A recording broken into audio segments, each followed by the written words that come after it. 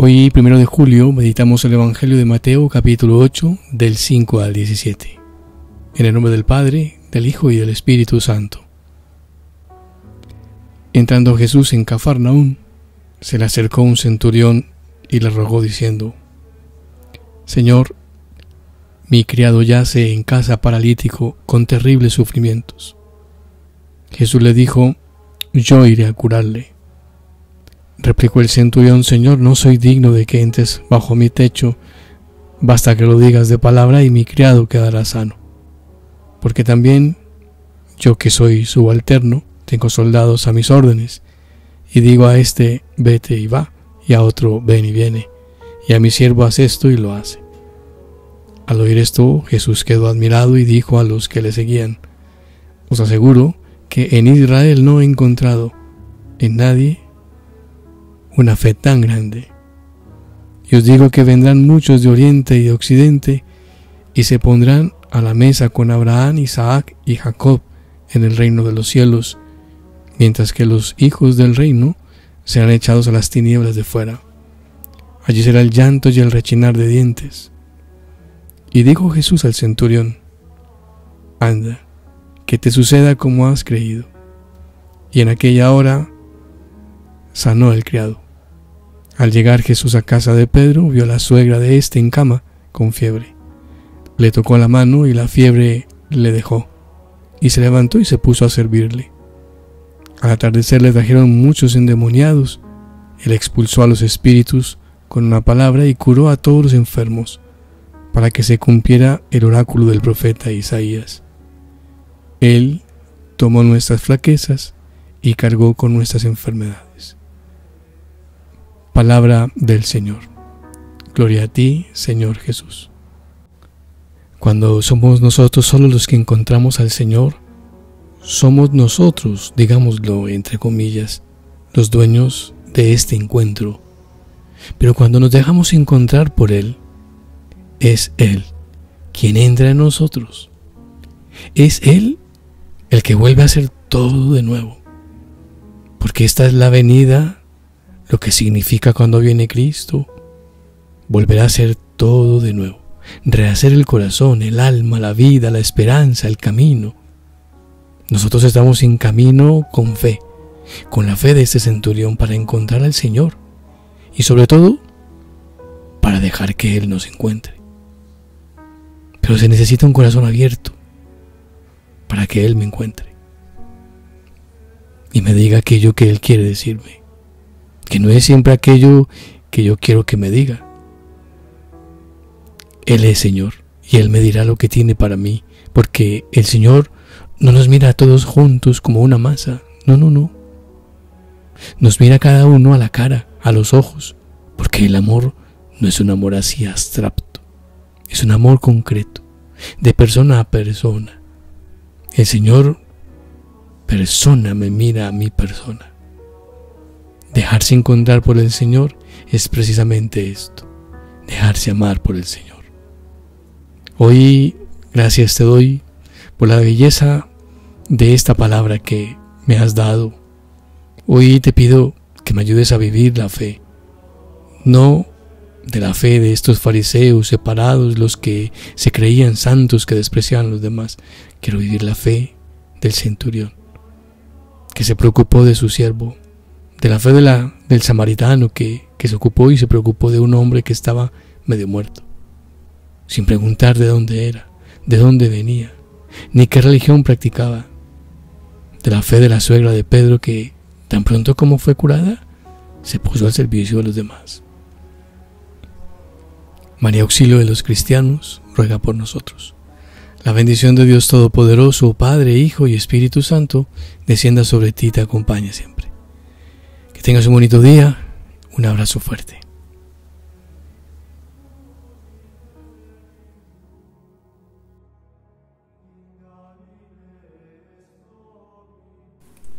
Mateo 8:5. Señor, tengo en mi casa un criado que está en cama, paralítico, y sufre mucho. Volumen 19, agosto 31, 1926. Nuestro Señor Así como puso fuera la creación, así puso fuera todos los bienes que hay en el reino de su voluntad, para bien de las criaturas. La voluntad humana paraliza la vida de la divina en el alma. Después de esto ha hecho silencio, quedando todo afligido por el gran mal que ha producido la voluntad humana en las criaturas, hasta deformar su bella imagen, infundida en ellas al crearlas, y suspirando ha agregado: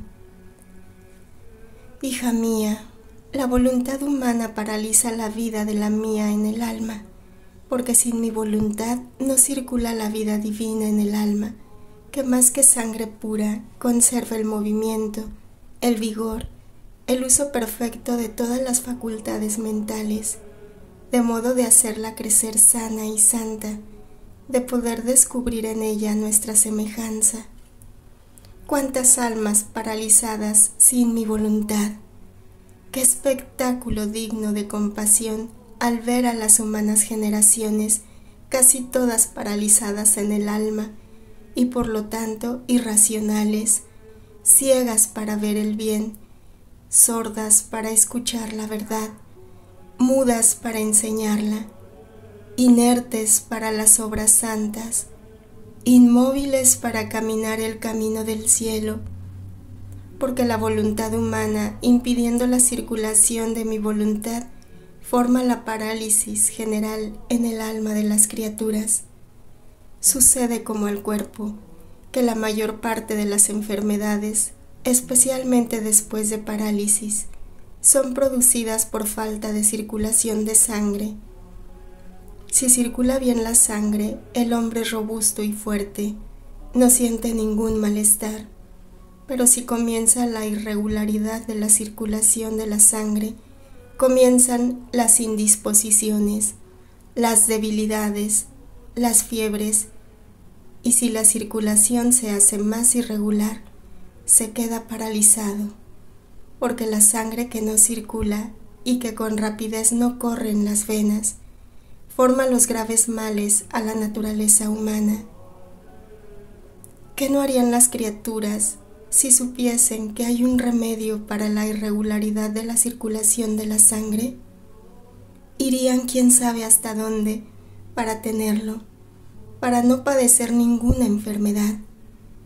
Sin embargo, está el gran remedio de mi voluntad para evitar cualquier mal del alma, para no quedar paralizada en el bien, para crecer fuerte y robusta en la santidad. ¿Y quién lo toma? No obstante, es un remedio que se da gratis.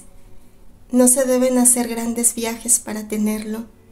Es más, está siempre pronta a darse y constituirse como vida regular de la criatura.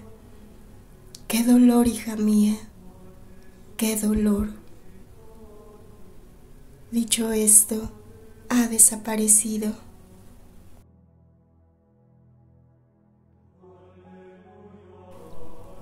Mateo 8:16. Él expulsó a los demonios con su palabra y curó a todos los enfermos.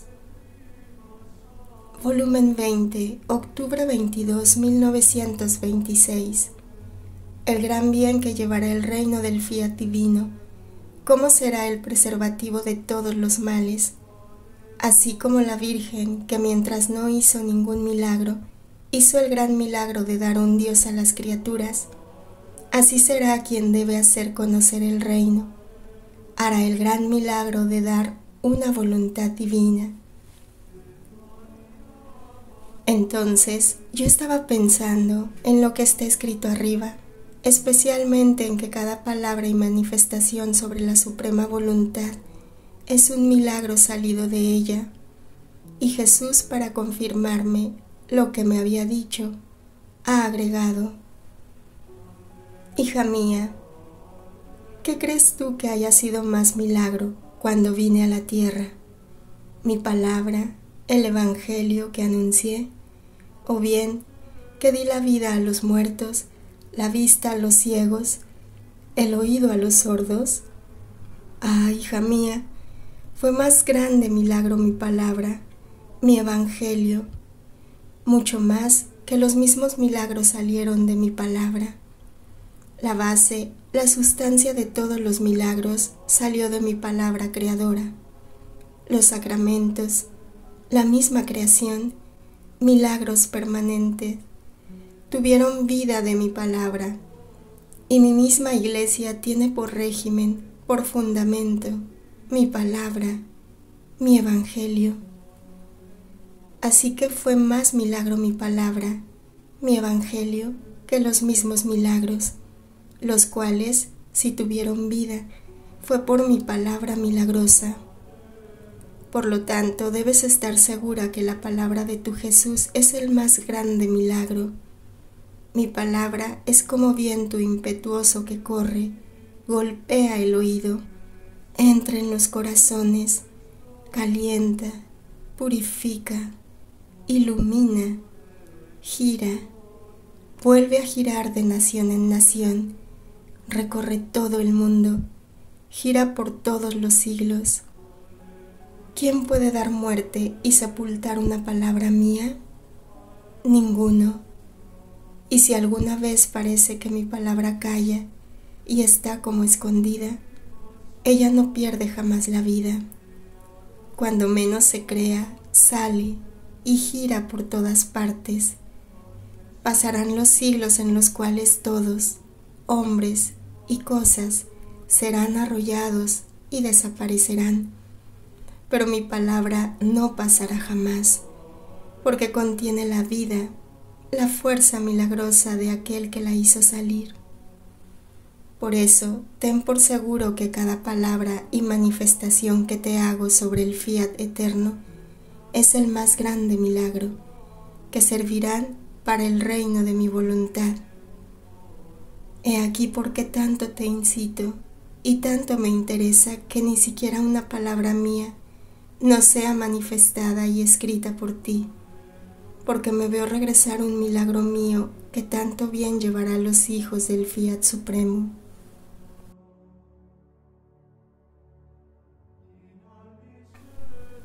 Mateo 8:17. Él hizo suyas nuestras debilidades y cargó con nuestros dolores. Volumen 16, enero 14, 1924. En la flagelación, Jesús quiso ser desnudado para dar de nuevo a la criatura las vestiduras reales de la divina voluntad. Yo al oír esto, sorprendida, he dicho: mi amado Jesús, ¿cómo puede ser posible que el hombre con sustraerse de tu voluntad tuvo necesidad de vestirse, tuvo vergüenza, miedo, y sin embargo, tú hiciste siempre la voluntad del Padre Celestial, eras una sola cosa con Él. Tu mamá no conoció jamás su querer, sin embargo, tuvisteis la necesidad de vestidos, de alimento, y sentisteis el frío y el calor. Y Jesús ha agregado: sin embargo, hija mía, es precisamente así. Si el hombre sintió vergüenza de su desnudez y quedó sujeto a tantas miserias naturales, fue precisamente porque perdió el dulce encanto de mi voluntad, y si bien el mal lo hizo el alma, no el cuerpo, pero indirectamente fue como cómplice de la mala voluntad del hombre. La naturaleza quedó como profanada por el mal querer del hombre. Por lo tanto, la una y el otro debían sentir la pena del mal hecho.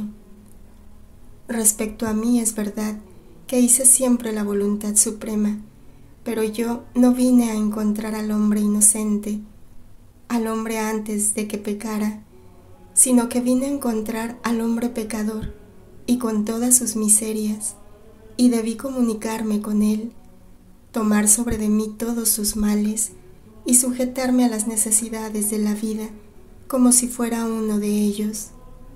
Pero en mí había este prodigio, que si lo quería, de nada tenía necesidad, ni de vestidos, ni de alimento, ni de nada. Pero no quise servirme de él por amor al hombre, quise sacrificarme en todo, aun en las cosas más inocentes creadas por mí mismo, para atestiguarle mi ardiente amor.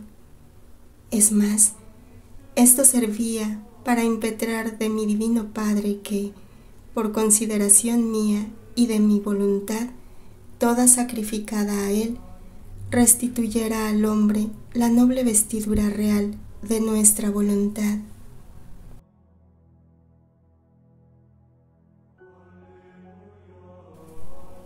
Volumen 20, enero 30, 1927.